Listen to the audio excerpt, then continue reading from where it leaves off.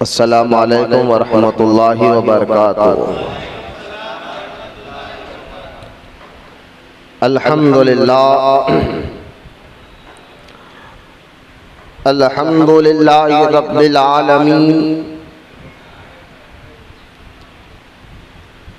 वस्सलातु वस्सलामु अला सय्यिदिल मुरसलीन व अला आलिहि व असहाबिहि अजमाइन। अम्मा बाद,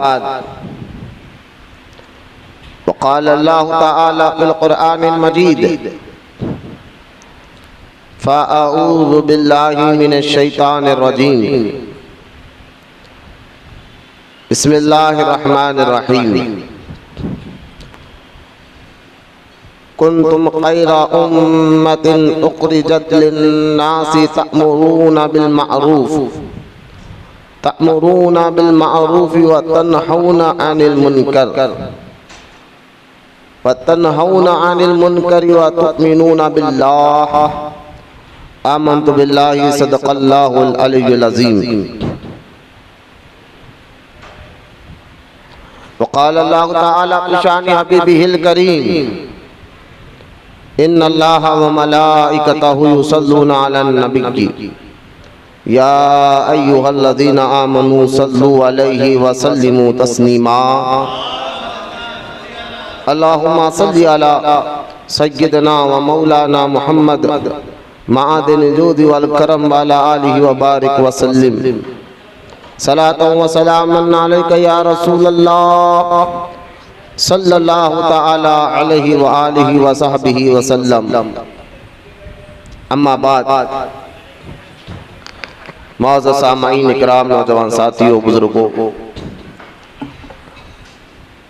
ख़ास तौर पर खानक़ाह महबूब औलिया के हफ्तावारी इज्तिमा में आने वाले तमाम मुरीद और मुतक़ीद, हमारा यहाँ आने का मकसद अल्लाह की रज़ा है और दीन सीखने और समझने का एक ज़रिया है, ताकि अल्लाह ताला हमारे ज़ाहिर बातिन को साफ़ करे, पाकीज़ा करे।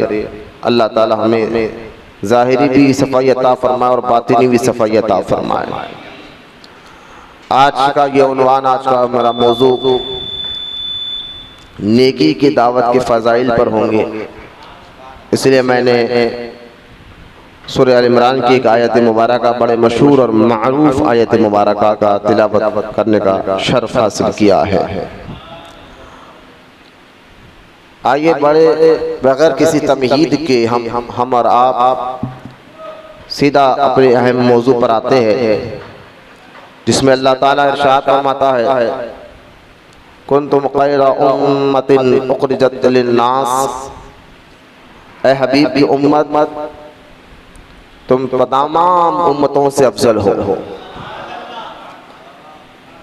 अगर इस आयत मुबारका की तफसीर करें तो उलमा इकराम बयान करते हैं कि जितने अम्बिया अलैहिस्सलाम इस दुनिया में तशरीफ़ लाए, जितने रसूल, जितने नबी आए हैं अलैहिस्सलाम, और जो उनकी उम्मतें गुजरी है, उन तमाम रसूलों की उम्मतों में सबसे अफजल उम्मत हुजूर की उम्मत है। अल्लाह ताला ने जिस तरह हमारे आका सल्लल्लाहु ताला अलैहि वसल्लम को तमाम नबियों और रसूलों में अफजल और आला बनाया है, इसी तरह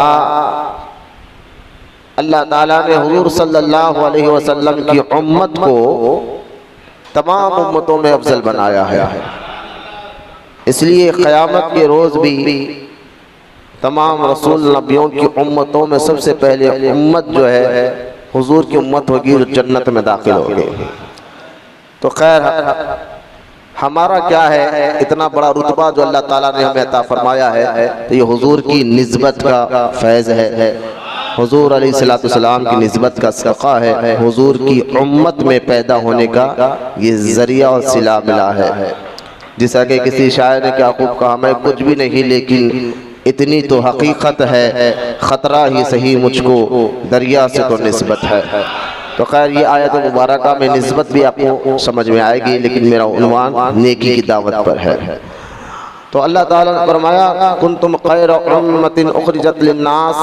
ऐ हबीब की उम्मत, तुम तमाम उम्मतों में सबसे बेहतर हो। क्यों? क्योंकि तुम्हारे अंदर जो अल्लाह ताला ने सिफत रखी है अहले ईमान के अंदर, हुजूर के गुलामों के अंदर, उस सिफत को अल्लाह ताला ने जिक्र किया, तअमुरूना बिल मारूफ व तनहूना अनिल मुनकर व तुमिनूना बिल्लाह। क्योंकि तुम इसलिए भी बेहतर हो कि तुम नेकी का हुक्म देते हो और बुराई से मना करते हो, और तुम अल्लाह पर ईमान रखते हो। लिहाजा ये आयत मुबारका के तहत तफसीर नईमी में आया है कि आप फरमाते कि जो अल्लाह ताला फरमाता है तअमुरूना बिल मारूफ, यानी इसलिए बेहतर हो कि तुम नेकी का हुक्म देते हो और वतनहौना अनिल मुनकर, और बुराई से मना करते हो।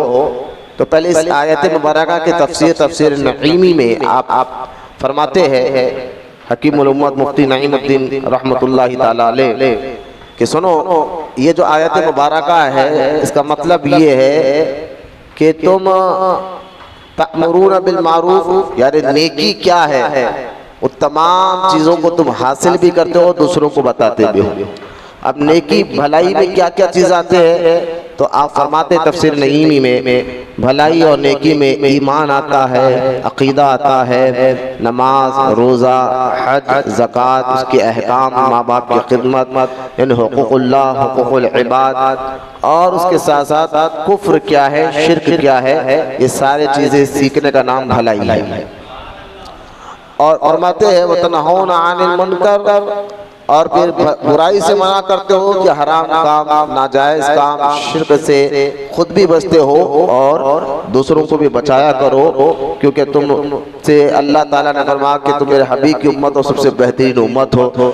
तो लिहाजा जिस तरह अब क़यामत तक कोई नबी नहीं आएगा, ये इतना बड़ा मनसब है नेकी का, नेकी की दावत देना, इतना बड़ा मकाम और मर्तबा है नेकी की दावत देने का कि अब क़यामत तक कोई नबी और रसूल दुनिया में नहीं आएंगे। क्योंकि असल ये मनसब नेकी का हुक्म देना, बुराई से मना करना, ये मनसब असल में था रसूल और नबियों का। वो रसूल और नबी दुनिया में आकर ये काम करते थे, नेकी की दावत दिया करते थे और बुराई से मना करते थे। लेकिन अब हमारे आका रहमत कौनैन सल्लल्लाहु अलैहि वसल्लम पर नबूवत खत्म हो चुकी है, हुजूर आखिरी नबी है, क़यामत तक कोई नबी और रसूल आने वाले नहीं है।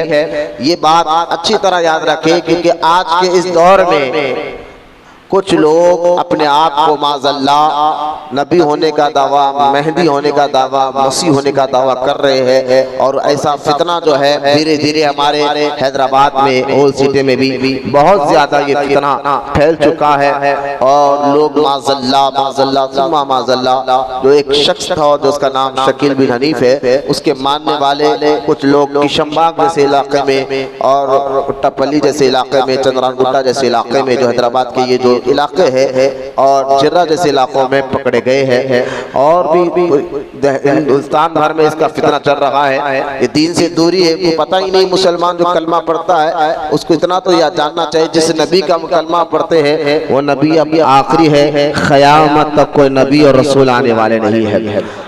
फिर अगर कोई कहे कि भाई ठीक है, ये बात ठीक है, हम हुजूर का ही कलमा पढ़ते, हुजूर आखिरी नबी है अलैहिस्सलातु वस्सलाम, लेकिन फिर ये जो अहादीस में जिक्र आया है कि ईसा अलैहिस्सलाम आएंगे, तो फिर वो देखिए ईसा अलैहिस्सलाम क़यामत के करीब आएंगे हुजूर के उम्मती बनकर, लेकिन आएंगे कैसा?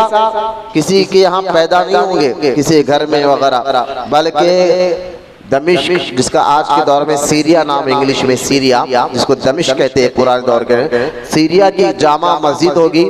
वहाँ की जामा मस्जिद पर इमाम मेहदी रजी अल्लाह ताला अन्हु, जो औलाद होंगे हज़रत अली और खातून जन्नत की औलाद मुबारक में से होंगे इमाम मेहदी रजी अल्लाह ताला अन्हु, वो उम्मत मोहम्मदिया अलैहिस्सलाम को लेकर दमिश्क जाएंगे और पूरे मुसलमानों के सामने वो आसमान से जिंदा ज़मीन पर तशरीफ लेकर आएगा। और दमिश्क, एक रिवायत में आता है दमिश्क की जामा मस्जिद के मीनारे पर उतरेंगे, वहाँ से नीचे तशरीफ, साथ में कौन होंगे? इमाम मेहदी होंगे। और उम्मत मोहम्मदी अलैहिस्सलाम होगी, फिर ये इमाम मेहदी और ईसा अलैहिस्सलाम मिलकर दज्जाल का मुकाबला करेंगे और दज्जाल को कत्ल करेंगे। उसके बाद पूरी दुनिया में इस्लाम का परचम लहरेगा। 40 साल तक ईसा अलैहिस्सलाम जमीन पर आने के बाद, क्योंकि अल्लाह ताला ने उनको जिंदा आसमानों में उठाया, उनको मौत नहीं हुई, जो एक अल्लाह ताला का कानून है, कुल्लु नफ्सिन ज़ाइक़तुल मौत, हर नफ्स को मौत का मजा चखना है। इस कानून के तहत ईसा अलैहिस्सलाम की तो मौत वाक़ई नहीं हुई, आपको कत्ल का इरादा किया गया तो अल्लाह ताला ने अपनी कुदरत कामिला से उनको जिंदा आसमानों पर उठा लिया है। तो अब जो है ये ईसा अलैहिस्सलाम 40 साल रहने के बाद फिर उनका इस कानून के तहत दुनिया से पर्दा फरमाना होगा। ईसा अलैहिस्सलाम का इंतकाल, क्योंकि उनकी शादी भी होंगे, बच्चे भी होंगे, रिवायत में उलमा ने बयान फरमाया ईसा अलैहिस्सलाम के, फिर उनका इंतकाल पर्दा फरमाना होगा ईसा अलैहिस्सलाम का। और एक रिवायत में उलमा फरमाते हैं मदीना मुनव्वरा में गुम्बद खज़रा के साए तले, जहाँ मेरे और आपके प्यारे आका रहमत कौनैन सल्लल्लाहु अलैहि वसल्लम, साथ में अबू बकर सिद्दीक़ रज़ी अल्लाह तआला अन्हु, उनके बाजू फारूक आज़म उमर इब्न ख़त्ताब रज़ी अल्लाह ताला अन्हु है, वहाँ पर एक जगह आज भी खाली है। उलमा बयान करते वो ईसा अलैहिस्सलाम के दफन होने की जगह है। तो खैर ये सारी बातें बुनियादी थी कि अब कोई नबी आने वाला नहीं, क्योंकि ये जो नेकी की दावत का मनसब है ये अल्लाह नबी और रसूलों को अता फरमाता था।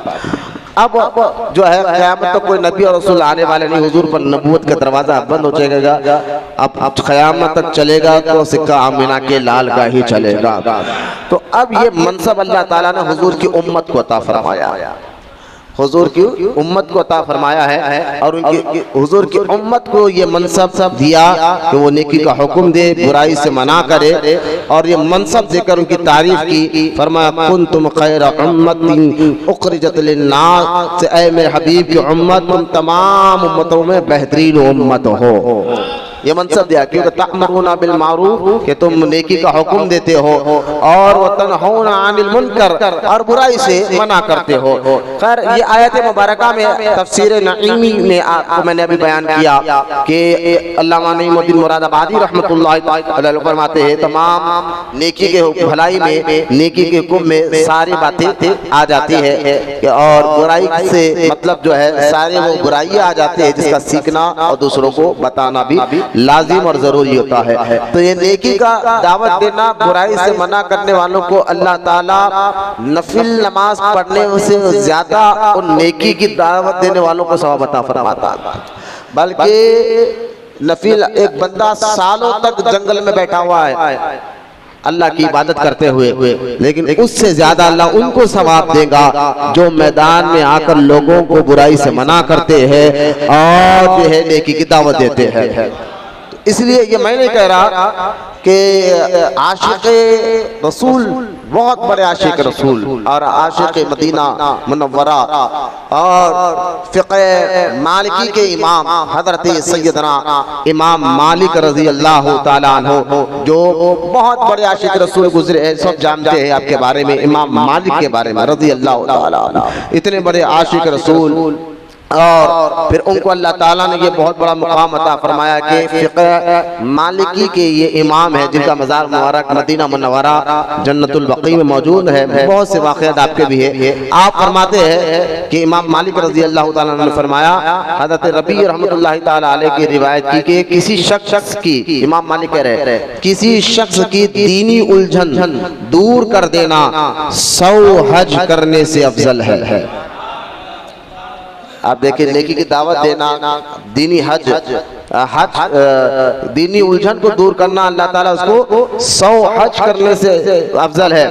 और फरमाते हैं कि इब्ने शिहाब ज़ुहरी से, इब्ने शिहाब ज़ुहरी रहमतुल्लाह अलैह बहुत बड़े मुहद्दिस और फ़क़ीह गुज़रे जिनका नाम इब्ने शिहाब ज़ुहरी है रहमतुल्लाह अलैह से इमाम मालिक उनकी रिवायत करते बताते किसी शख्स को दीनी मशवरा देना, नेकी की दावत देना, जरा सुनिए खास तौर से के, किसी शख्स को दीनी मशवरा देना 100 ग़ज़वात में जिहाद करने से बेहतर है। अल्लाह की राह में जिहाद करने से 100 इससे बेहतर है। यहया इब्न यहया रहमतुल्लाहि ताला अलैह कहते हैं कि इस गुफ्तगू के बाद यानी यहया इब्न यहया ये बहुत बड़े मुहद्दिस है, बल्कि इमाम बुखारी के उस्तादों में ये आते हैं। लिहाजा यहया इब्न यहया का जो नाम यहाँ आ रहा है यहया इब्न यहया, ये इमाम बुखारी के उस्तादों में आते हैं रहमतुल्लाह अलैह। यहया इब्न यहया कहते हैं कि इस गुफ्तगू के बाद इमाम मालिक रहमतुल्लाह ताला अलैह ने कोई बात नहीं की और अपनी जान अल्लाह के सुपुर्द कर दी। यानी आपने क्या फरमाया, किसी शख्स को दीनी मशवरा देना 100 हज करने से अफजल है, और किसी शख्स की दीनी उलझन को दूर कर देना अल्लाह ताला उसको जो है 100 गज़वात से ज्यादा सवाब अता फरमाता है। अब ये रिवायत मैंने आपके सामने सुनाई, और इसके अलावा भी बहुत से अहादीस पाक नेकी की फज़ाइल, नेकी की दावत देने में बहुत से अहादीस मुबारका भी अल्लाह के रसूल अलैहिस्सलातु वस्सलाम ने फरमाया है कि अब देखिए मैं आपको उन अहादीस का चंद जगह से जिक्र करते हुए मैं आपके सामने पेश करता हूँ। पहले हदीस में आपको सुना रहा हूँ, पहले कुरान की आयत मुबारका सुनाई, उसकी तफसीर मैंने आपको सुनाई, इमाम मालिक रज़ियल्लाहु ताला अन्हु का एक कौल आपके सामने रखा। अब आइए हदीस पाक। हज़रत सय्यदना क़तादा रज़ियल्लाहु ताला अन्हु फरमाते हैं कि एक शख्स बारगाह नबूवत में हाजिर हुआ और आप सल्लल्लाहु अलैहि वसल्लम मक्का शरीफ में थे। कहने लगा कि या रसूलल्लाह सल्लल्लाहु अलैहि वसल्लम, जो अल्लाह का और रसूल सल्लल्लाहु, आपने फरमाया कि वो शख्स ने आकर कहा, हुजूर की बारगाह में आकर अर्ज़ किया कि मैं जो अल्लाह का रसूल होने का दावा रखते हो, आप यानी आप वही हो जो अल्लाह के रसूल है? तो सरकार ने फरमाया हाँ मैं अल्लाह का रसूल हूँ। तो आप सल्लल्लाहु अलैहि वसल्लम ने शायद फरमाया हाँ। साहिल ने पूछा अल्लाह ताला के यहाँ सबसे ज्यादा महबूब अमल क्या है? एक शख्स हुजूर की बारगाह में आया, आकर कहता आप अल्लाह के रसूल है? फरमाया हाँ मैं अल्लाह का रसूल हूँ अलैहिस्सलातु वस्सलाम। तो उसने पूछा आप ये बताइए कि अल्लाह ताला के यहाँ कोई ऐसा अमल, ऐसा काम जो अल्लाह बहुत पसंद करता है वो काम को, तो सबसे महबूब अमल क्या है? तो इरशाद फरमाया अल्लाह ताला पर ईमान लाना, अल्लाह पर ईमान लाना। पूछा फिर कौन सा, उसके बाद कौन सा? इरशाद हुआ सिला रहमी करना, सिला रहमी करना यानी रिश्तेदारों के साथ हुस्न सुलूक करना। अर्ज किया फिर कौन सा? इरशाद फरमाया भलाई का हुक्म देना, भलाई की तलकीन करना और बुराई से रोकना। फिर पूछा कि अल्लाह ताला के यहाँ सबसे नापसंदीदा अमल क्या है? ये तो महबूब अमल के बारे में पूछा। अब नापसंदीदा अमल जिसको अल्लाह पसंद नहीं करता वो क्या है? तो अल्लाह के रसूल अलैहिस्सलातु वस्सलाम ने फरमाया, इरशाद फरमाया शिर्क करना, ये अल्लाह को पसंद नहीं। साहिल ने इसका फिर कौन सा?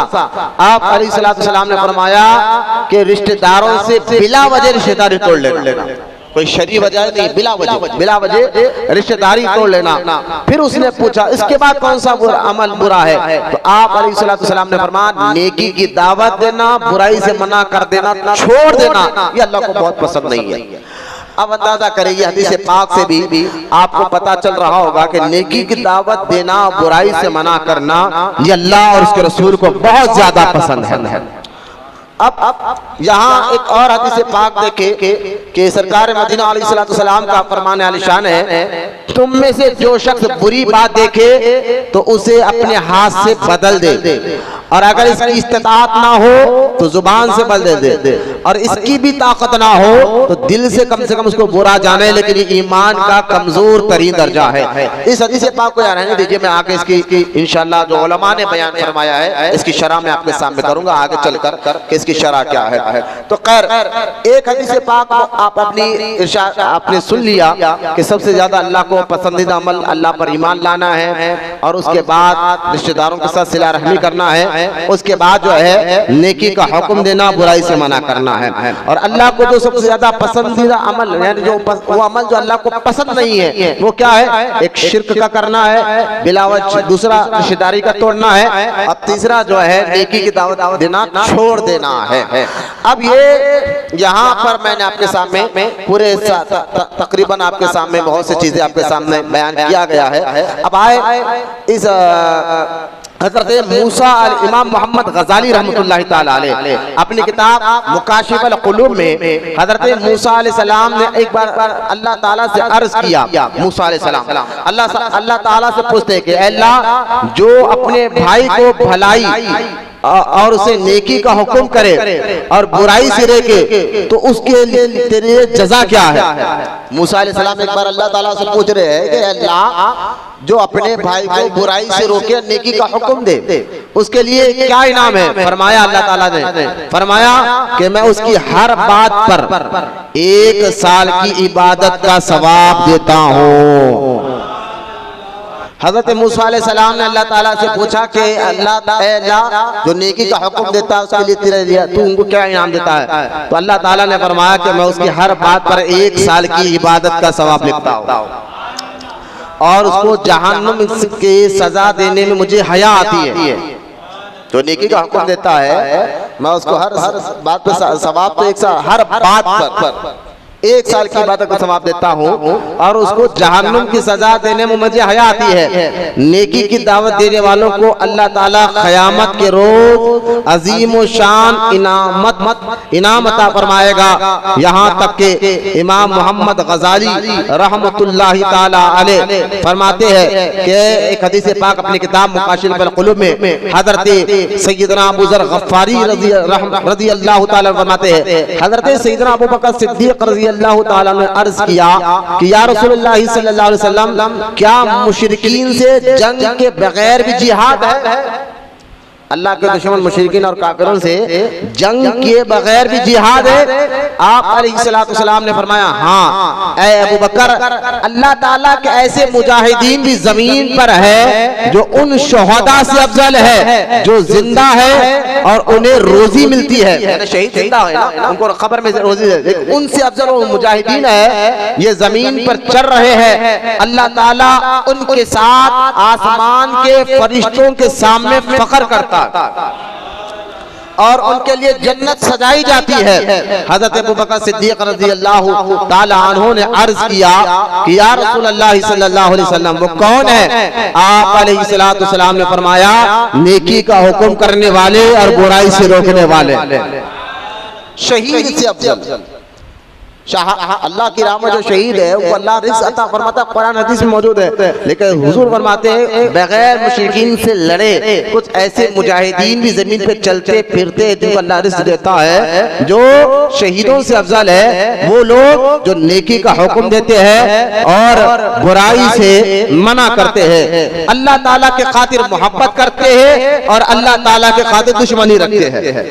हदीस पाक देखे इमाम मुकाशिफ अल क़ुलूब में हदीस पाक है लिहाजा अल्लाह ताला के खातिर मोहब्बत करते हैं और अल्लाह ताला के खातिर दुश्मनी रखते हैं। फिर इरशाद फरमाया हुजूर अलैहिस्सलाम ने फिर इरशाद फरमाया उस ज़ात की कसम जिसके कब्ज़े और कुदरत में मेरी जान है बंदा बुलंद तरीन मकान में होगा जो शहीद के मकानात से भी बुलंद होगा। जन्नत में शहीदों के मकानात से भी बुलंद होगा। हर मकान के 300 दरवाजे होंगे, याकूत और जमरूद के हर दरवाजे पर रोशनी होगी। ऐसा आदमी 3 लाख हूरों से निकाह करेगा जो इंतहाई पाक बाग और खूबसूरत होगी। जब भी वो किसी एक की तरफ देखेगा तो वो कहेगी आपने फला दिन अल्लाह ताला का जिक्र किया था, आपने इस तरह नेकी का हुक्म दिया और बुराई से मना किया। अल्लाह गरज जब भी किसी हूर की तरफ देखेगा तो वो नेकी का हुक्म करने और बुराई से रोकने की वजह से उसका एक आला मुकाम बताएगी। लिहाजा हदीस पाक की रोशनी में पता चला कि अल्लाह ताला नेकी का हुक्म करने और बुराई से मना करने वालों को अल्लाह ताला बहुत बुलंद मुकाम अता फरमाता है। अब ये तमाम अहादीस अब आगे चलकर फिर मैं इसका एक तरतीब आपके सामने रखूंगा कि फिर इस तरतीब से हम समझेंगे कि नेकी का हुक्म देना बुराई से। मैं आपको पहले फजीलत बता रहा हूँ कुरान हदीस की रोशनी में कितनी बड़ी ये फजीलत है, पहले आप उसको सुन ले कि इंसान के अंदर एक फितरत होती है वो फायदे की चीज को जल्दी कबूल करता है। वो फायदा जहाँ हो तो उसको पहले कबूल करता है। तो ये फितरत अल्लाह ताला ने हमारे अंदर रखी। फितरत कहते हैं आदत को, मिजाज को। ये हर इंसान के अंदर होता है कि फितरत आदत। तो फिर अल्लाह ताला ने उन फितरत के तहत उनको बताया कि देखो ये फायदा है इसमें। अल्लाह उसके रसूल ने अलैहिस्सलाम ने फिर बताया कि ये फायदा है, ये काम करो तो ये फायदा है, ये काम करो तो ये फायदा है। लिहाजा ये फायदा बताया जा रहा है कि नेकी का हुक्म देना और बुराई से मना करने वालों को अल्लाह ताला जो है बेशुमार मुकामात और इनामात अता फरमाता है। अब आप देखें यहाँ एक आयत मुबारका मैं आपके सामने पढ़ने से पहले एक और बात में, जो लोग नेकी का हुक्म नहीं देते, बुराई से मना नहीं करते, तो उनका मैं एक बात बात करता हूँ।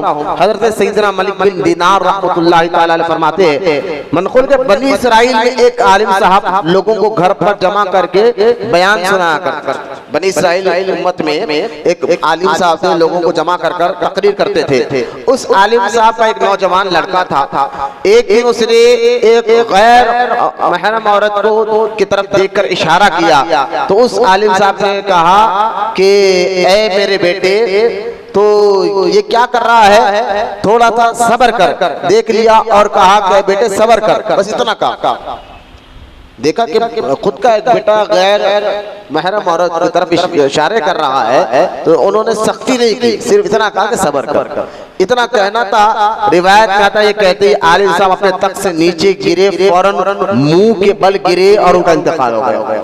और जो है उस दौर के नबी पर अल्लाह ताला ने वही की और बताया कि इनको कह दो कि ये शख्स को मैंने दोज़ख में डाला है। क्यों? क्योंकि अपने बेटे के ऊपर सख्ती क्यों नहीं की। सिर्फ जो सख्ती तो दूसरों पे करता, अपने पर क्यों नहीं करता, जो अपनी औलाद पर। क्योंकि ये वाकया फिर एक आयत की तरफ भी मैं आपको तरफ इशारा करूंगा।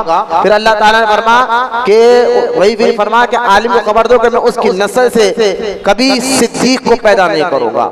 क्या मेरे लिए सिर्फ इतना ही नाराज होना था कि बेटे को कह दिया बेटे सब्र कर, मतलब ये कि अपने बेटे पर सख्ती क्यों नहीं की और उसको इसी बुरी हरकत से अच्छी तरह बाज क्यों नहीं किया। अब देखिए ये वाकया, यानी एक मुसलमान की तबलीग का, नेकी का हुक्म देना, बुराई से मना करना, मुसलमान हर एक पर अपने अपने मनसब, अपने अपने मुकाम, अपने अपने मर्तबे के तहत लाजिम और जरूरी हो जाता है।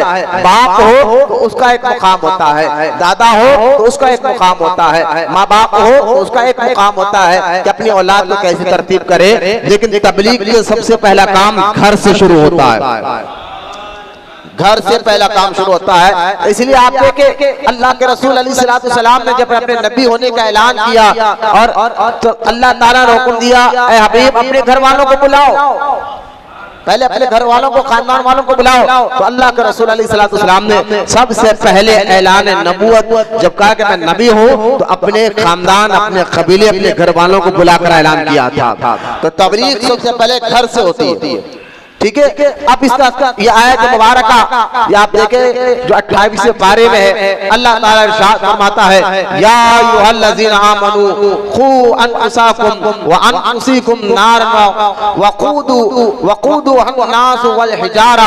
अल्लाह ताला इरशाद फरमाता है, ऐ ईमान वालों, अपनी जानों और अपने घर वालों को उस आग से बचाओ जिसके ईंधन आदमी और पत्थर है। माँ बाप इस आयत से सबक सीखे, शौहर इस आयत से सबक सीखे, बीवी इस आयत से सबक सीखे, बेटे इस आयत से सबक सीखे कि आपके कहने पर, माँ बाप के कहने पर बच्चा अगर बुराई से रुक सकता है और फिर भी आप नहीं रोक रहे, तो अल्लाह का अज़ाब पहले आप पर आएगा। और आपके पहले पूछो कि शौहर के कहने पर बीवी गलत काम छोड़ सकती है, रुक सकती है, अगर वो ना रुके। आज तो शौहरों को सिर्फ सालन में नमक ज्यादा होगा तो गुस्सा आता, खाने में नमक ज्यादा हो तो गुस्सा आता, मिर्ची ज्यादा होगी तो गुस्सा आता। कभी गुस्सा आया कि अपनी बीवी पर के नमाज क्यों नहीं पढ़ा, कभी गुस्सा आया अपने औलाद पर के नमाज क्यों नहीं पढ़ा। बच्चों को आप स्कूल ना जाने पर थप्पड़े मारते हैं, मार कर तैयार कराते हैं और घर भिजाते हैं, जाओ तो अच्छी बात है, उनकी तालीम का मसला है, ख्याल करना पड़ता माँ बाप, नहीं तो कौन करेंगे। लेकिन कभी इससे ज्यादा सख्ती आपने नमाज पर की माँ बाप बच्चों के लिए, उन पर नजर रखा कि नमाज पढ़ ले नहीं पढ़ ले, सख्ती। तो लिहाजा माँ बाप पर ये लाजिम है कि औलाद औलाद पर सख्ती करे, किस लिए? नमाज के लिए। लेकिन उसके लिए हुक्म शरीयत ये है कि कब सख्ती करे? जब बच्चा जो है 6 साल की उम्र हो जाए तो सरकार ने फरमाया बच्चे को नमाज पढ़ने का आदी बनाओ। जब 8 साल का हो जाए तो बच्चा अगर नमाज ना पढ़े तो थोड़ा सख्ती करो। 10 साल का हो जाए तो अल्लाह के रसूल अलैहिस्सलाम फरमाते अगर आप नमाज नहीं पढ़ा तो एक मार के नमाज पढ़ो। 10 साल का हो जाए तो नमाज है। अब बालिग होने के बाद 14 साल के बाद के बच्चे बालिग हो जाते, 13 और 14 साल के बाद, उस वक्त पर उनके ऊपर इबादतें फर्ज हो चुकी होती है। लेकिन जब तक वो नाबालिग है माँ बाप की जिम्मेदारी। फिर इसी तरह शौहर बीवी को हुक्म देगा कि भाई बिला वजह, अरे भाई यह हुक्म शरीयत ये है कि नेकी का हुक्म अल्लाह कुरान में बनाता है, सबसे पहले अपने घर वालों, अपने आप को, अपने घर वालों को दोज़ख की आग से बचाओ। तो लिहाजा यहाँ हुक्म शरीयत यही है कि आप अपने बीवी को अगर आपकी बात सुनना भी चाहिए। ऐसा नहीं कि बीवी के हम गुलाम बने और के गुलाम बनकर ना रहे, बल्कि बीवियों को अल्लाह ताला ने कुरान हदीस की रोशनी में बात बता दो, शौहर को कहा कि हमने शौहर को हाकिम बनाया। शौहर को क्या बनाया? हाकिम बनाया है। यानी हाकिम क्या करता है? एक राजा क्या करता है? अपनी रिया पर हुकूमत चलाता है, लेकिन इंसाफ के साथ, अदल इंसाफ के साथ। ऐसा नहीं हाकिम बनाया आओ कि इसका मतलब ये नहीं है कि माज़ल्ला के बीवी पैजामे का नाड़े की तरह है, पैर की जूती की तरह है ना। औरतों को भी इज्जत अल्लाह उसके रसूल ने इस्लाम ने अता फरमाई है। लिहाजा हाकिम का मतलब यह नहीं है कि आप उस पर जुल्म करें, आप उस पर अदल ना करें, इंसाफ ना करें। हाकिम का मतलब यही है कि इंसाफ के साथ, अदल के साथ नेकी का हुक्म दे। लेकिन शर्त क्या है मालूम है? पहले खुद अमल करना। अगर पहले खुद अमल करेंगे तो फिर आपको जो है आपकी बात में असर भी होगा और आपकी बात सुने भी जाएगी, आपकी बात माने भी जाएगी। वरना आप देखें, अगर जो माँ बाप अपने बच्चों को नेकी की दावत नहीं देते, जो शौहर अपने बीवी को नेकी की दावत देता, बीवी शौहर को ना देती, भाई को ना देता है, तो अब जरा ये सुने उनके लिए हदीस पाक कि अल्लाह के रसूल अलैहिस्सलातु वस्सलाम ने इरशाद फरमाया कि क़यामत के दिन, मनकुल के क़यामत के दिन एक आदमी को खड़ा किया जाएगा और खड़ा किया जाएगा उसकी बीवी और औलाद। हदीस पाक है, क़यामत के दिन एक शख्स को खड़ा किया जाएगा, उसकी बीवी और औलाद अल्लाह ताला की जानिब में शिकायत करते हुए अर्ज करेंगे, ऐ हमारे रब, इस मर्द को हमारे हक के बारे में पूछ कर। बीवी और औलाद कहेंगे अल्लाह ये जो मेरा शौहर है, बच्चे कहेंगे ये मेरा बाप है ना, हमारे बारे में से पूछ कर। क्योंकि हदीस से पाक में आता है और क्योंकि इसने हमें हमारे दीन की बातें ना सिखाई। देखिए जरा गौर करें, आप आगे इसका हुक्म भी मैं आपको बताऊंगा। क्योंकि इसे हमें हमारे दीन की बातें ना सिखाई और हमें हराम रोजी जो है ला कर देता था, हराम रोजी कमा कर ला कर देता, और हमें इसका इल्म नहीं था, हमें इसका इल्म नहीं था। लिहाजा उस बदनसीब को हराम रोजी कमाने के सबब पीटा जाएगा, यहाँ तक कि उसका गोश्त झड़ जाएगा, उसका गोश्त झड़ जाएगा। इसके बाद उन्हें मीजान पर ले जाया जाएगा। उस शख्स को तराजू, मीजान जानने क्या बोला जाते हैं, मीजान पर ले जाया जाएगा और फरिश्ते पहाड़ के बराबर उस शख्स की नेकियां लाएंगे। उसकी नेकियां कितने होंगे? उस शख्स के पहाड़ के बराबर नेकियां लाएंगे। तो अहलो अयाल यानी बीवी, बच्चे और उसके अहलो अयाल रिश्तेदार जिसका उस पर हक था, अहलो अयाल वगैरह में से एक शख्स आगे बढ़ेगा और कहेगा मेरा वजन कम है, और उसकी नेकियों में से नेकियां ले लेगा। फिर दूसरा अयाल का शख्स आगे आएगा, वो भी उसके नेकियों में से अपनी कमी पूरी करेगा। गलत सब अहलो अयाल उसके नेकियां ले जाएंगे।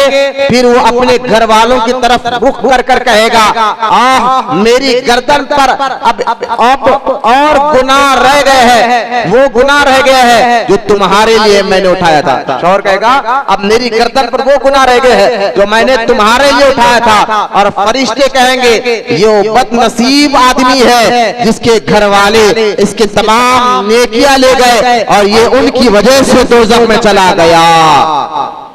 लिहाजा अब ये आयत मुबारक जो मैंने आपके सामने पढ़ा, ईमान वालों अपने आप को अपनी औलाद को दोज़ख की आग से बचाओ। उस आयत मुबारक के तहत हदीस पाक देखे आप, जो शख्स अपनी बीवी को नेकी का हुक्म नहीं देता, जो अपनी औलाद को नेकी का हुक्म नहीं देता, अरे भाई जो अपने भाई को नेकी का हुक्म नहीं देता और रिश्तेदारों का हक जो उस पर था वो अदा नहीं करता, तो फिर उस पर उसके सारे नेकियां चले जाएंगे और बल्कि क़यामत में उसके नेकियां तकसीम कर दिए जाएंगे। ये होता है अपने अहलो अयाल को नेकी का हुक्म नहीं देने का वबाल, जिससे अल्लाह ताला भी नाराज होता है और उसका रसूल भी नाराज होते हैं। अब आखिरी हदीस की एक मिसाल देकर मैं इसका शरई हुक्म बताऊंगा। आप कहेंगे ठीक है हजरत, आप तो कह रहे कि नेकी का हुक्म देना चाहिए, बुराई से मना करना चाहिए, लेकिन हमारी बात नहीं सुनी जाती। फिर सामने कोई रोडी होता है, पहलवान होता है, लीडर होता है, फिर उसका क्या क्या हुक्म है? तो शरीयत जो है ना बैलेंस वाला, अल्लाह उसका रसूल इंसाफ को पसंद करते हैं। जो भी हुक्म मिलता है वो इंसाफ के तहत मिलता है। अब आपकी जिम्मेदारी क्या है, मैं आगे इसके बताऊंगा। पहले ये जो लोग नेकी का हुक्म नहीं देते उनके लिए हुजूर ने एक मिसाल दी। फरमाया अल्लाह के रसूल अलैहिस्सलाम ने कि सुनो कि जो नेकी का हुक्म नहीं देता, खुद तो नेक अमल करते हैं लेकिन नेकी का हुक्म नहीं देते, उनकी मिसाल हुजूर दे रहे हैं। फरमाते कि देखो एक कश्ती है और कश्ती के 3 जीने हैं, 3 जो ना, पहला दूसरा यानी ground floor, first floor, second floor, 3 floor है एक कश्ती के, और नीचे कुछ लोग हैं, बीच में कुछ फर्स्ट फ्लोर पे, सेकंड फ्लोर पे कुछ लोग हैं। अब अल्लाह के रसूल अलैहिस्सलाम फरमाते हैं कि जो नेकी का हुक्म नहीं देते, नेक तो है, नेकी करते हैं लेकिन दूसरों को हुक्म नहीं देते, उसकी मिसाल क्या है? हुजूर अलैहिस्सलाम फरमाते हैं ग्राउंड फ्लोर में जो कश्ती में रह रहे हैं वो कोड़ारी लेकर अपने फ्लोर में कहे कि ये मेरा इलाका है, मैं इस पर जो है ना सुराख डालना चाहूंगा, ये कहकर अगर कश्ती के ग्राउंड फ्लोर पर मारने लग जाए और उसको तोड़ने लग जाए और फर्स्ट फ्लोर वाले, सेकंड फ्लोर वाले भाई ये उसका इलाका है, इसको कब्जा करना चाहिए, तो अब मुझे बताइए, मिसाल देकर कह रहे हैं, तो बताओ जब वो ग्राउंड फ्लोर वाला को अगर रोका नहीं जाएगा, उसको मना नहीं किया जाएगा, उसको रखा नहीं जाएगा, तो अगर वो सुराख पड़ जाएगा, पानी आएगा तो कश्ती तो डूबेगी और साथ में सब के सब लोग गर्क हो जाएंगे।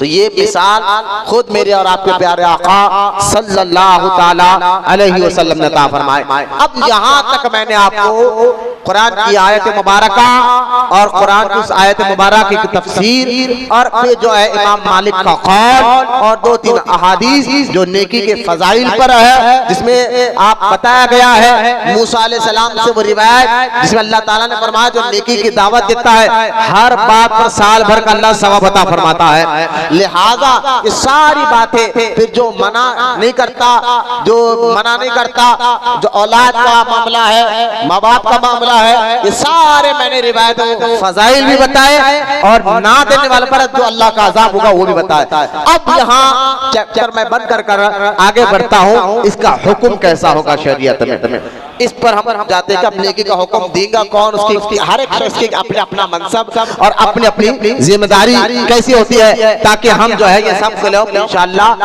आज के ये मुबारक दिन की तकरीर को ये सारी बातें सीखे। अब आए इसका हुक्म जानते हैं।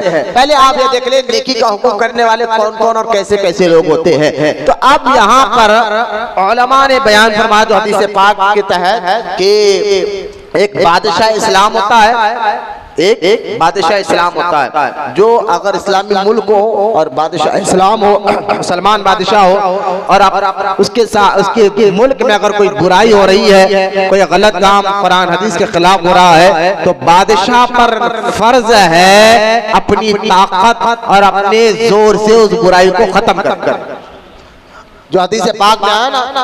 अब हदीस पाक में बता दो, सही बुखारी और मुस्लिम की मुत्तफक अलैह हदीस पाक है। अल्लाह के रसूल अलैहिस्सलाम ने फरमाया तुम्हारी आंखों के सामने बुराई हो रही हो, हिम्मत हो तो रोक दो, हिम्मत हो तो उसको क्या करो, रोक दो। अब इस जुमले के तहत उलमा बयान फरमाते हैं कि इसमें सबसे पहला हक कौन रोके, उसके सामने बुराई हो रही है तो कौन रोक सकता है? बादशाह इस्लाम वो अपनी ताकत पावर यानी फौज को लगाकर या ताकत लगाकर उस बुराई को रोकना फर्ज हो जाता है। जो अपनी ताकत से बुराई को रोक सकता है उसको रोकना क्या हो जाता है? क्या हो जाता है? फर्ज हो जाता है। अगर नहीं रोकेगा तो वो रिवायत में आता है कि अल्लाह ताला ने जिब्रील अलैहिस्सलाम से फरिश्तों से कहा फला इलाके को आसमान तक उठाओ, नीचे जमीन पर पट। अब वो फरिश्ते अर्ज करते या रसूल अल्लाह सल्लल्लाहु अलैहि वसल्लम, अल्लाह ताला की बारगाह में अर्ज करते हैं या अल्लाह, जिस इलाके को तो उठा के फेंकने का हुक्म दे रहा है उस इलाके में एक ऐसा नेक बंदा भी है जो पलक झपकने के बराबर भी कोई गलती नहीं करा, पलक झपकने के बराबर भी गलती नहीं करा। तो अल्लाह ताला ने फरमाया फरिश्तों उसके सर पर ही पूरी बस्ती को फेंको, क्योंकि उसने खुद तो नेकी का काम करा लेकिन दूसरों को बुरा नेकी का हुक्म नहीं दिया। लिहाजा अब बादशाह, आप कहेंगे मौलाना हजरत बादशाह इस्लाम तो इस दौर में बहुत कम, अब है भी तो ज्यादातर फासिक है, खुद दाढ़ी कट्टे बेनमाजिया और नाम की अकीदत तक उनके खराब है। आज के दौर में ये हदीस पे कैसे अमल किया जाए? तो हुजूर ने फरमाया कि तुम्हारे आंखों के सामने अगर कोई बुराई हो रही है, हिम्मत हो तो रोक दो। तो अब बादशाह इस्लाम पर ये तो फर्ज है, लेकिन आप मैं इस हदीस के तहत आपको उलमा बयान करते हैं कि शौहर चाहता है, जान सकता है कि मैं चाहे तो इस बुराई को अपने हाथ से रोक सकता हूं, तो शौहर पर उस बुराई को घर में रोकना फर्ज हो जाता है। बात ऐसे काम है, शौहर हाकिम होता है, चलती है उनकी बात। अगर बीवी को बोले तो मानती है बात, बल्कि उसको वो नेकी के काम को अपने हाथ से, बुराई के काम को अपने हाथ से रोक सकता है ना। मिसाल के तौर पर एक पानी बह रहा, क्या है देख रहे कि आप घर में पानी बह रहा है, यानी नल की टूटियां खराब है, पानी वेस्ट करना ये मना।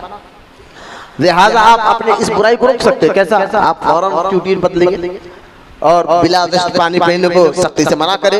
तो अब ये हदीस पाक के तहत बादशाह इस्लाम के नहीं, आपके लिए भी जो काम करने से आपकी बात सामने वाला सुन सकता है, आपकी बात सामने वाला मानता है, बल्कि आप रोक सकते हैं अपने हाथ से भी उस काम को। कोई उसमें गड़बड़ी, जान का नुकसान, माल का नुकसान, या कोई आप पर कोई आपको पूछने वाला नहीं है, तो आप पर भी फिर वो नेकी का काम करना फर्ज हो जाता है। जरा ज़हन में रखिए, यहाँ ज़हन में बिठा लीजिए मैं क्या क्या कर सकता हूँ घर में। मेरी बात बीवी सुनती है, बच्चे सुनते हैं, क्या गलत हो रहा है, नमाज नहीं पढ़ रहे, स्टेटस कैसा रख रहे फोन पर, कोसे गाने का रख रहे, कोसे मूवी का रील रख रहे, बीवी रख रही, बहन रख रही, चाहे तो उनके फोन लेकर डिलीट कर सकता हूँ, सख्ती से बोल सकता हूँ, लेकिन देख कर नहीं बोलेंगे। मैंने कहा फिर ये हदीस पाक में सरकार ने फरमाया तुम पर फर्ज था रोकना। ये बहुत बड़ी दौलत भी है, लिहाजा ये सारी बातें भी आ जाती है। अब फिर यहाँ बादशाह इस्लाम और आज के दौर के हिसाब से जिनके पास हिम्मत है रोकने की बुराई, वो जहाँ सुन सकते फितना ना हो, जहाँ आप पर जान पर बात ना आती हो, फितना ना हो, झगड़ा ना हो, वहाँ आप हाथ से रोक सकते तो रोके। आपके लिए नमाज से ज्यादा ये चीज फर्ज है। और फिर फरमाया गया दूसरा नंबर, फरमाया अल्लाह के रसूल सल्लल्लाहु अलैहि वसल्लम ने अगर हाथ से नहीं रोक सकते तो जुबान से बोलो। या इस जुमले की तफसीर करते हुए शरह करते उलमा फरमाते हैं जुबान से बोलने का काम उलमा का है, मशाइख उज़्ज़ाम का है, और वो अपनी तकरीर के जरिए और अपने तहरीर के जरिए लोगों को जुबान से बोलकर लोगों को बुराई से मना कराए। बोले मोहब्बत से सुभान अल्लाह। बुराई से मना कराने का रोक, अगर जुबान से हाथ से नहीं रोक सकते, सरकार ने क्या फरमाया जुबान से बोलो कि ये मना है, ये गलत है, ये हराम है, नाजायज है। तो अब इस मनसब पे उलमा आते हैं, मशाइख उज़्ज़ाम आते हैं। अब ताज्जुब ये होता है कि अगर मैं हर आलिम की बात नहीं कर रहा हूँ, हर मशाइख की बात नहीं कर रहा हूँ, असल पीरी मुरीदी है क्या? असल पीरी मुरीदी यही है कि मुरीद की तरबियत किया जाए, बुराई को रोका जाए, उसको बोला जाए, उसकी तरबियत किया जाए। खास तौर पर पीर पर तो अपने मुरीदों का औलाद के बराबर हो जाता है, औलाद के बराबर। जैसा बाप का हक है कि औलाद को सही तरबियत दे, इसी तरह पीर पर लाजिम हो जाता है कि अपने मुरीदों की सही तरबियत करे। अगर आपका मुरीद आपकी आंखों के सामने दाढ़ी काट रहा है, नमाज छोड़ रहा है, हराम रोजी कमा रहा है, झूठ बोल रहा है, गीबतें कर रहा है, ऐसे वक्त में पीर डांट कर बोलेगा, सख्ती से बोलेगा और रोकेगा, क्योंकि वो पीर है। और मुरीद पर सच्चे मुरीद की बात बता रहा हूँ, आज के ऐसे मुरीद नहीं कि पीर की बात सुनकर आना छोड़ दे, मुरीदी छोड़ दे, मैं कोई मतलब नहीं है, आना छोड़ दे तो कोई मतलब नहीं है। आपको मुरीद से ज्यादा उसकी तरबियत करना जरूरी था। उसकी इस्लाह करना जरूरी था, उसको समझाना जरूरी था। आप इस डर से नहीं समझा रहे कि मैं इसको समझाऊंगा तो मेरे पास से भाग जाएगा, मैं इसको बोलूंगा तो मेरे पास आना छोड़ देगा, मैं इसको बोलेगा तो खानखा में आना नहीं छोड़ देगा, फिर ये आना छोड़ेगा तो मेरे हाथ कौन चूमेंगे, मेरे पैर कौन चूमेंगे, मेरे पास खवाली में नजराने लाकर कौन देंगे, फातिहा में नजराने। अगर ऐसी सोच आपकी है, मैं किसी सच्चे पीर की बात नहीं कर रहा हूँ, 2 नंबर पीरों की बात कर रहा हूँ। सच्चा पीर मेरी इस बात पर बुरा भी नहीं मानेगा, क्योंकि सबसे अहम मनसब होता है। हदीस पाक में अल्लाह के रसूल अलैहि सल्लल्लाहु अलैहि वसल्लम ने क्या फरमाया कि बुराई हो रही हो, हिम्मत हो तो रोको, नहीं रोक सकते तो जुबान से बोलो। तो यहाँ बोलने का काम मशाइख उज़्ज़ाम उलमा इकराम का है, वो नेकी का काम हुक्म देते हैं। और खास तौर पर उन पीरों को मैं कहूंगा जो आपके मुरीद, आपके मुतक़ीद, आपके कहने पर बुराई छोड़ सकते हैं, आपके कहने पर गलत काम छोड़ सकते हैं, आपके कहने पर हराम काम छोड़ सकते हैं, आपके कहने पर बदअकीदगी से तौबा कर सकते हैं, फिर भी तुम देख रहे हो कि मुरीद हराम काम कर रहा है, तुम देख रहे हो मुरीद नमाज़ें छोड़ रहा है, तुम देख रहे हो कि मुरीद हराम और नाजायज कामों में मुलव्वस है, फिर भी कुछ नहीं बोलोगे तो याद रखो क़यामत के दिन मुरीद को बात को पकड़ा जाएगा, पहले ऐसे पीरों को पकड़ा जाएगा। पीरी मुरीदी करना कोई बच्चों का खेल नहीं है, ये बहुत बड़ी अल्लाह ताला की जानिब से पीर पर जिम्मेदारी होती है। किस चीज की? कि मुरीद की तरबियत की, नेकी का हुक्म दे, अच्छी अखलाक सिखाए, अच्छी बातें सिखाए, अच्छा हुक्म दे। लिहाजा यहाँ उन 2 नंबर पीर की बात कर रहा हूँ, मैं फिर कह रहा हूँ, सच्चे पीर की बात नहीं। अल्हम्दुलिल्लाह सच्चे जो पीर होते हैं वो तबलीग जुबान से भी करते हैं और निगाहों से भी करते हैं। मैं आगे चल कर बताऊंगा, जुबान से भी करते हैं, निगाहों से भी करते हैं। ऐसे मैं सच्चे पीरों की बात नहीं कर रहा हूँ जो 2 नंबरी बना करते हैं, मैं ऐसे घटिया लोगों की बात कर रहा हूँ। ये इस मनसब को सिर्फ हाथ चूमने के हद तक ना रखा जाए, इस मशाइख यानी पीर के इस मनसब को जो है हाथ चूमना, पैर चूमने के हद तक ना रखा जाए और खवाली के हद तक ना रखा जाए, बल्कि नेकी का जो सबसे बड़ी जिम्मेदारी है उसको इस्तेमाल कर अपने मुरीद और अपने मुतक़ीद की इस्लाह किया जाए। सामने बैठो, सामने कुर्सी ले लेके दूर दूर मत बैठो, करीब आने से मोहब्बत बढ़ती, करीब हो जाइए। करीब आना ये सहाबा का तरीका भी रहा, करीब रहने से आपस में मोहब्बत होती है, पहचान भी होती है।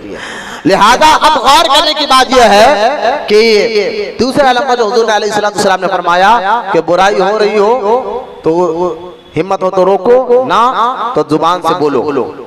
अगर ये भी नहीं कर सकते, तीसरा नंबर अल्लाह के रसूल सल्लल्लाहु अलैहि वसल्लम ने फरमाया अगर तुम रोक नहीं सकते, जुबान से बोल नहीं सकते, क्योंकि कुछ रोडी होते हैं, अब रोडी को कैसे रोकेंगे हराम काम में, कोई पहलवान होते हैं, कोई लीडर होते हैं, तो अब ऐसे मौके पर आप पर लाजिम नहीं है इसको रोकना ना बोलना, बोलेगे तभी फसाद होगा, झगड़ा होगा, रोक भी नहीं सकते, हिम्मत नहीं है कि कमजोर आदमी हम क्या कर सकते हैं। लिहाजा सरकार अब क्या करो, तो अगर बुराई हो रही है, सामने एक रोडी है, पहलवान है और ऐसा आदमी फितनाबाज है जो बोलेगा तो उल्टा लड़ाई होगी, जान जा सकती है, माल जा सकता है, ऐसे मौके पर इस्लाम नहीं कहता कि आप नहीं फिर भी बोलो, फिर भी बनाना।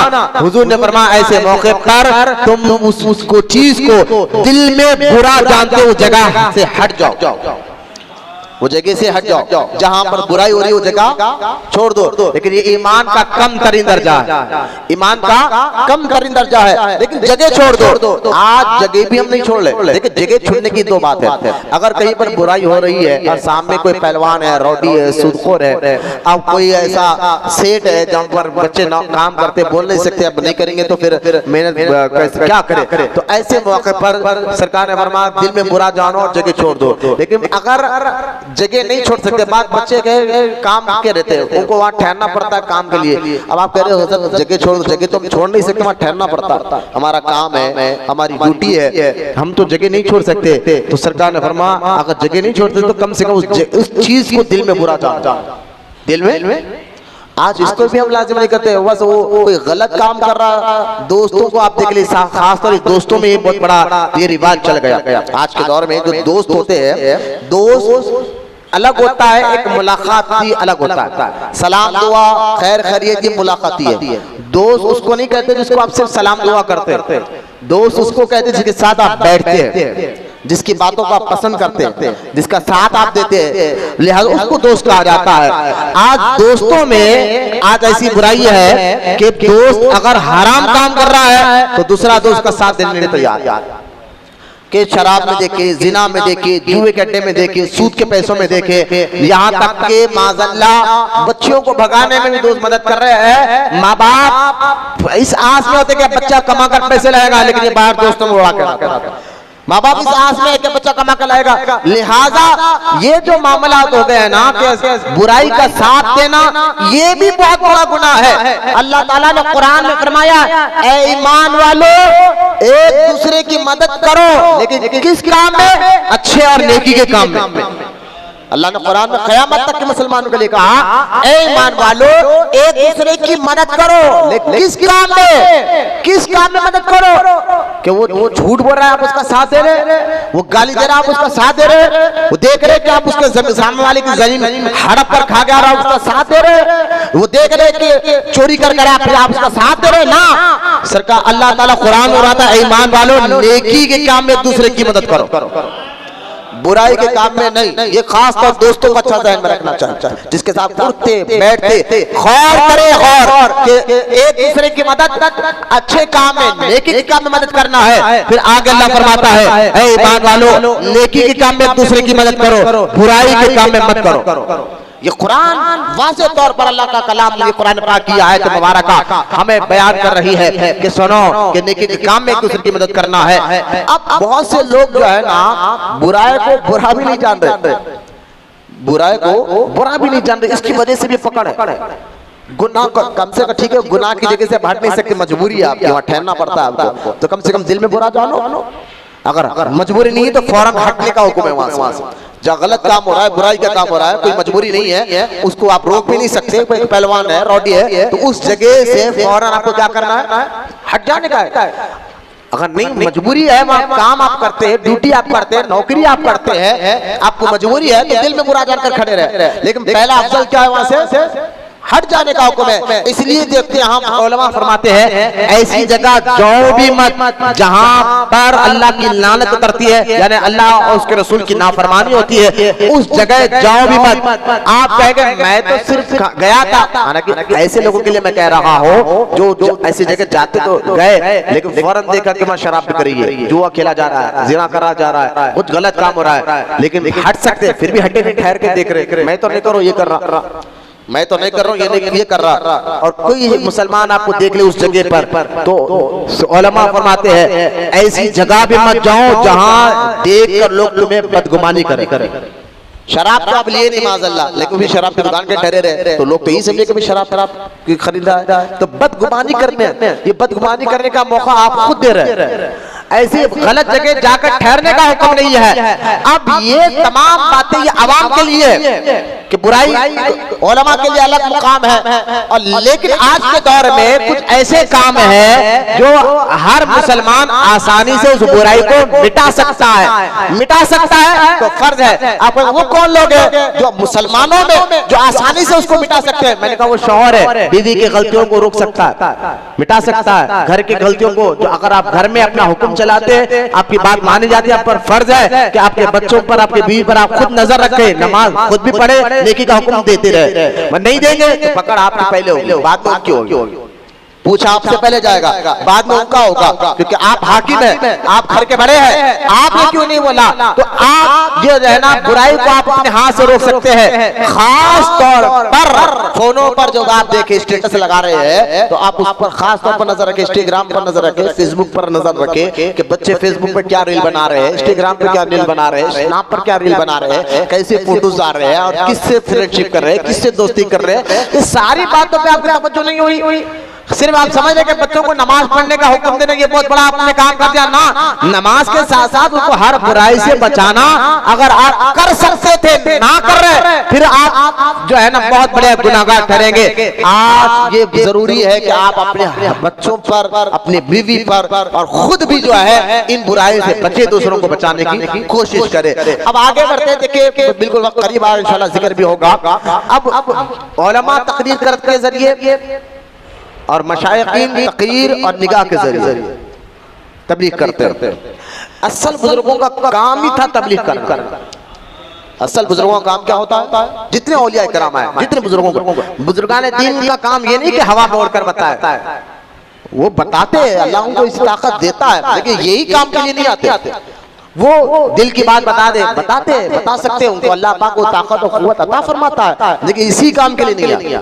ख्वाजा गरीब नवाज आए संजर छोड़कर, क्या करे? सब जानते पूरे मुसलमान हिंदुस्तान में तबलीग का काम करे। महबूब इलाही क्या करे? साबिर पाक क्या करे? अरे बड़े बड़े औलिया इकराम को आप देखे कि उन्होंने तबलीग के किस तरह से काम किया। आओ मैं पीरों के पीर इमामुल औलिया सरकार गौसे आजम सगीर गजी अल्लाह तआला अन्हु के बारगाह में लेकर चलता हूं। हुजूर गौसे पाक का ये वाक़या तो सारे मुरीद हम सिलसिला कादरिया से है, इसको तो अच्छी तरह आप याद रखिए। बगदाद में एक ऐसा इलाका था जहां ईसाई जंगू रहा करते थे, नसरानी ईसाई किस्म के जंगू किस्म के लोग, यानी बहुत जंगू किस्म। जबकि वो दौर अब्बासी खिलाफत का दौर था, गौसे पाक के दौर। उस वक्त बादशाह जो थे वो अब्बासी खिलाफत के यानी मुसलमान अहले ईमान का दौर था, और बादशाह भी मुसलमान था। अब्बासी हजरत अब्दुल्लाह इब्न अब्बास के औलाद में से जो बादशाह गुजरों को अब्बासी खलीफा कहते हैं, तो वो दौर था। तो बादशाह भी बगदाद के उस इलाके के लोगों से लड़ नहीं सका, उनको कंट्रोल में नहीं ले सका। जो कंट्रोल ईसाइयों का था उस इलाके में, उनसे लड़ने जाओ तो ये बड़ी से बड़ी फौज से मुकाबला करने के लिए तैयार हो जाते हैं, उनको हार नहीं सकते। ऐसा इलाका के मुसलमान व जाना मुसलमान, आम मुसलमान तो दूर की बात है कि बादशाह अपनी फौज को लेकर वहां जाना गवारा नहीं करता था। ऐसे जिद्दी किस्म, ढीठ किस्म और बड़े गुस्से वाले, जबरदस्त जंग करने वाले लोग वहां रहा करते थे, और थे मजहबन ईसाई। ऐसे इलाके में जब गौसे पाक को मालूम हुआ, चंद मुरीदों को लेकर गौसे आजम उस इलाके में चले गए।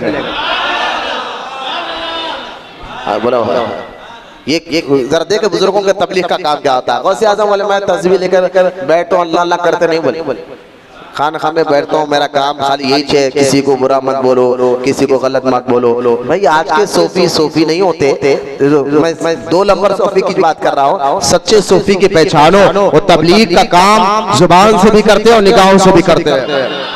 यानी जुबान से ऐसे अल्फाज बोलते हैं कि सामने वाला जो है ना, फिर निगाहों से ऐसा पिला देते हैं कि सामने वाले को जरूरत नहीं होती कि उसको समझाए। खैर गौसे पाक रज़ी अल्लाह तआला अन्हु उस इलाके में चले गए और जाकर वहां तबलीग का काम किया, समझाया। जब समझाया तो एक जो पादरी था सबसे बड़ा उस इलाके का ईसाई, वो आगे आया, आकर आने लगा, शेख अब्दुल कादर तुम वाकई अल्लाह के वली हो, अल्लाह के दोस्त हो, और आप जिस नबी का कलमा पढ़ते हो, मैं भी इस्लाम के बारे में जानता हूँ थोड़ा बहुत। मैंने, वो ईसाई कह रहा है, पादरी गौसे आजम से कह रहा है कि मैंने कुछ हदीसें मैंने भी पढ़ी है तुम्हारे नबी अलैहिस्सलाम की। उन हदीसों में से एक हदीस ये है कि तुम्हारे आका अलैहिस्सलाम ने इरशाद फरमाया कि मेरी उम्मत के उलमा बनी इस्राइल के नबियों की तरह होंगे। हुजूर की हदीस है पाक, मेरी उम्मत के उलमा बनी इस्राइल के नबियों की तरह होंगे। मतलब क्या कि नबी नहीं होंगे, जो काम बनी इस्राइल में नबी करते थे वो हुजूर की उम्मत के वली कर बताएंगे, उलमा कर बताएंगे। तो लिहाजा गौसे पाक से वो पादरी कहने लगा ये बात दुरुस्त है। आपने फरमाया हाँ ये हदीस है। तो उसने कहा कि ठीक है, बनी इस्राइल के जो लोग होते थे, बनी इस्राइल के वो लोग जो है बनी इस्राइल के वो नबी मुर्दों को जिंदा करते थे। ये कुरान में भी ईसा अलैहिस्सलाम मुर्दों को जिंदा करते थे। लिहाजा अगर उनके जैसा आप भी काम कर बताएंगे तो हम बात मान लेंगे। लिहाजा हजरत गौसे पाक से उस शख्स ने कहा कि आप किसी मुर्दे को जिंदा कर बताए तो हम आपको भी मानेंगे और अल्लाह उसके रसूल को भी यकीन कर लेंगे। तो आपने फरमाया ठीक है, तू बता के किस कब्र को तू बता। तो उसने कब्रिस्तान बस गया और इशारा किया, ये जो कब्र सबसे बोसीदा कब्र, यानी कब्रिस्तान में सबसे पुरानी और सबसे बोसीदा कब्र थी, उसकी तरफ इशारा किया। उस पादरी ने कहा इस मुर्दे को जिंदा कर बताइए। सरकार गौसे पाक रज़ी अल्लाह तआला अन्हु करीब कब्र के गए और कहा कुम बिइज़्निल्लाह, ऐ मैयत ऐ मुर्दे अल्लाह के हुक्म से खड़ा हो जा। इतना कहना था, वो शख्स खड़ा हो गया, बाहर निकल कर खड़ा हो गया और कहने लगा कि क़यामत आ गई है। गौसे आज़म ने फरमाया नहीं क़यामत नहीं आई है, बस इसके कहने पर तुझे जिंदा किया गया है। तो उस शख्स ने कहा हुजूर मुझे क्यों जिंदा किया गया है? तो गौसे आजम ने फरमाया ये तो बता कि किस दौर का तू है, किस दौर के मानने वाला है? वो कहने लगा हुजूर मैं दानिया अलैहिस्सलाम के दौर का उम्मती हूँ।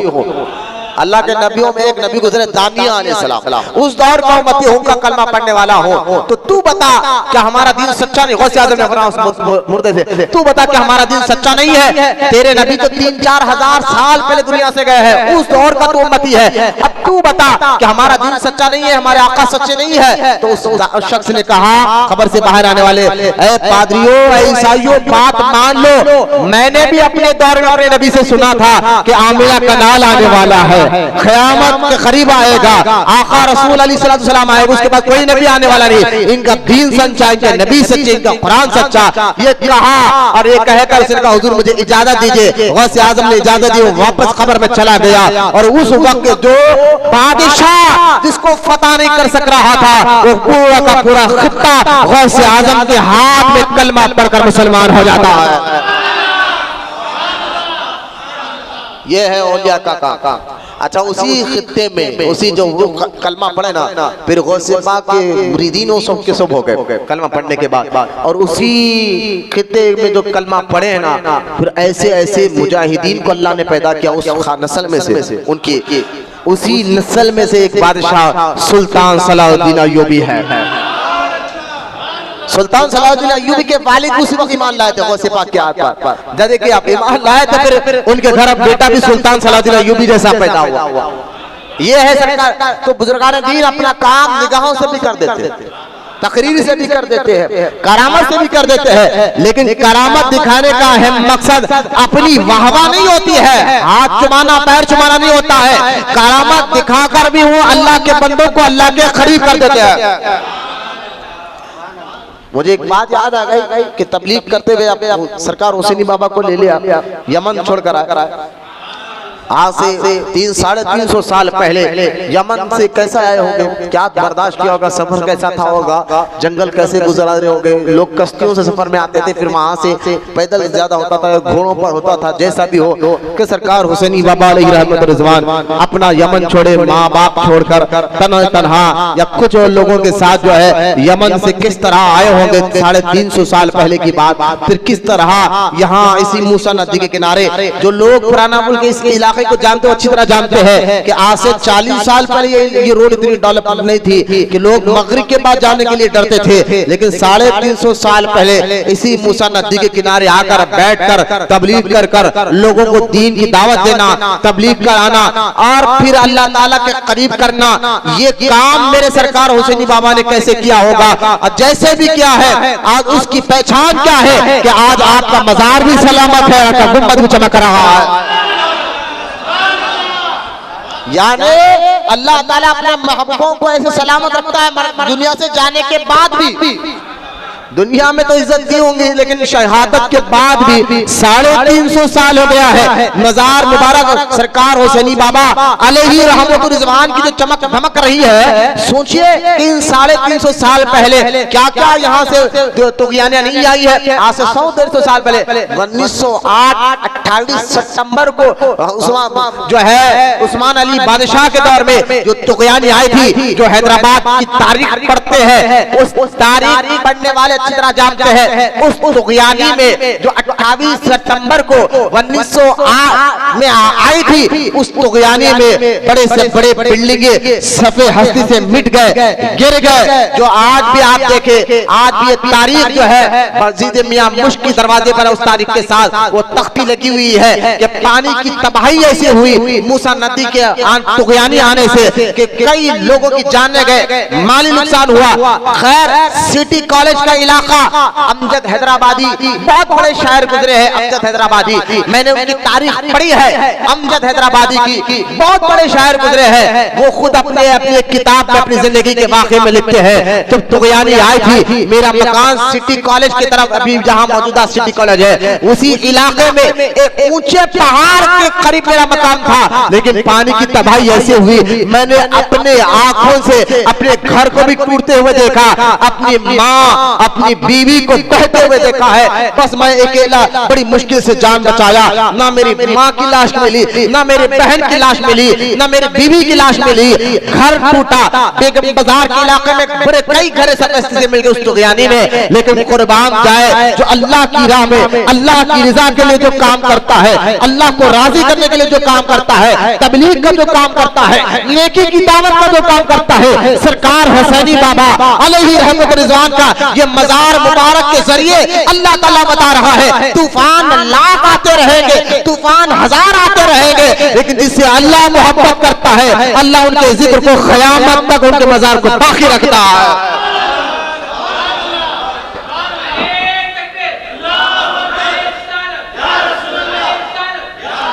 मैं बता रहा हूँ निकली दावत देना, सरकार हुसैनी बाबा के रोजे को देख लिया कि कितने फितने आए, कितने तूफान आए, मजार चमक रहा, मजार सलामत रहा है। ये यकीनन अल्लाह की कुदरत है, सरकार हुसैनी बाबा की करामत है जो आपका मजार मुबारक क्यों आए थे, नेकी के काम के लिए, तबलीग करने के लिए। कितनी बड़ी फजीलत है नेकी का हुक्म देना, बुराई से मना करने का।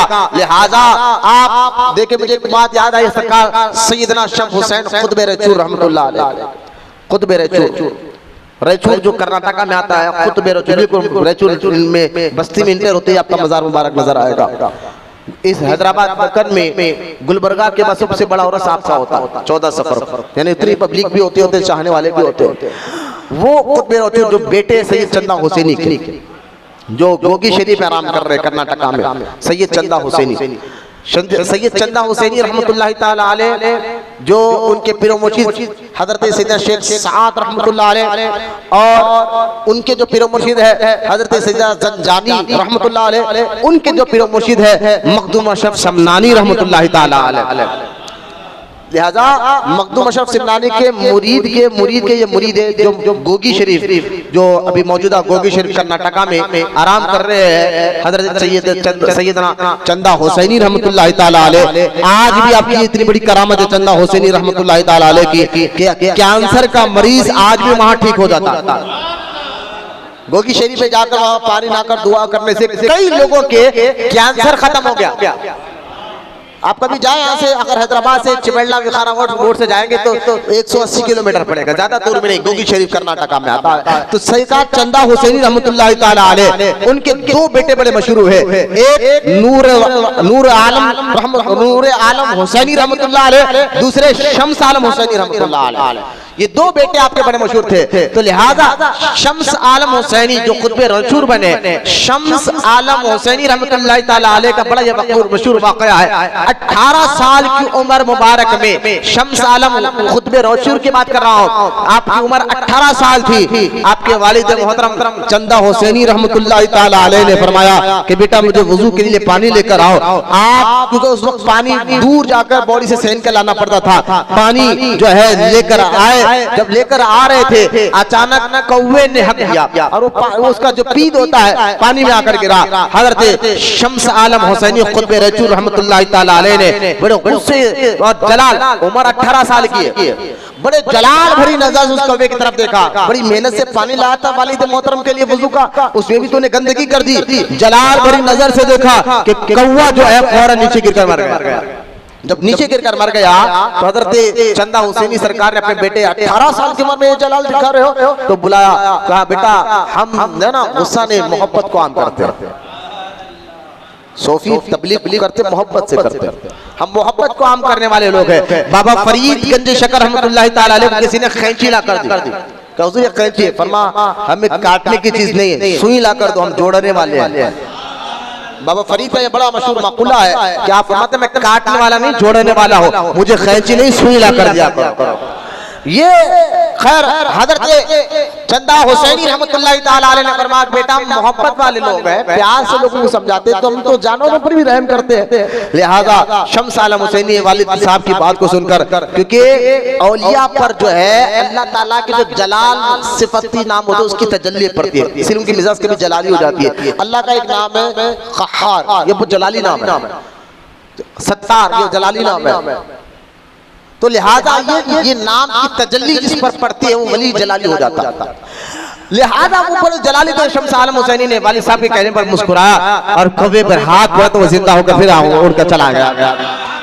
लेकिन फरमाया कि बेटा अब देखे फरमाया बेटा हम हिजरत करने वाले लोग हैं, यानी हम एक मुकाम पर नहीं रहते, हमारा काम तबलीग करना होता है, नेकी की दावत देना होता है। मैं तुम्हें हुक्म देता हूँ फौरन जाओ यहाँ से, यानी गोगी शरीफ छोड़ो और नेकी की तबलीग करने के लिए बाहर निकलो। वालिद साहब के कहने पर 18 साल की उम्र में आप गोगी शरीफ से निकले। रास्ते में आप रायचूर के रास्ते में जो कृष्णा नदी को आपने पार किया, उस कृष्णा नदी के किनारे आज वो कृष्णा नदी है। कृष्णा नदी आंध्रा में आती है, कर्नाटक के करीब से बहती है। कृष्णा नदी के किनारे बहुत से औलिया अल्लाह आराम कर रहे हैं। हजरत सैयदना जलालुद्दीन सिराजुद्दीन जुनैदी रहमतुल्लाहि तआला अलैह के एक बहुत प्यारी मुरीदा जो कर्नाटका के रायचूर के करीब एक गांव आता है, उस इलाके में है, माए साहबा के नाम से मशहूर है। लिहाजा ये भी कृष्णा नदी के करीब है। लिहाजा कृष्णा नदी के किनारे एक जादूगर बहुत उसको तंग करता था, बस उसको सामने अपनी ऐसी करामत दिखाई कि वो भी आपका मुरीद और मुतक़ी कलमा यानी तबलीग का काम निगाहों से और प्यार से इखलाक से करते हुए ये औलिया किराम जो है फिर अपने मस्कन पर अपने मुकाम पर जाते हैं। खुद भी रायचूर आज भी आराम कर रहे हैं, लेकिन ये रायचूर का सफर आपका यानी गोगी से शुरू हुआ और रायचूर में जाकर खत्म हुआ। इस दरमियान में आपने हजारों को कलमा पढ़ाया है, दीन का काम क्या है, नेकी की दावत दी है।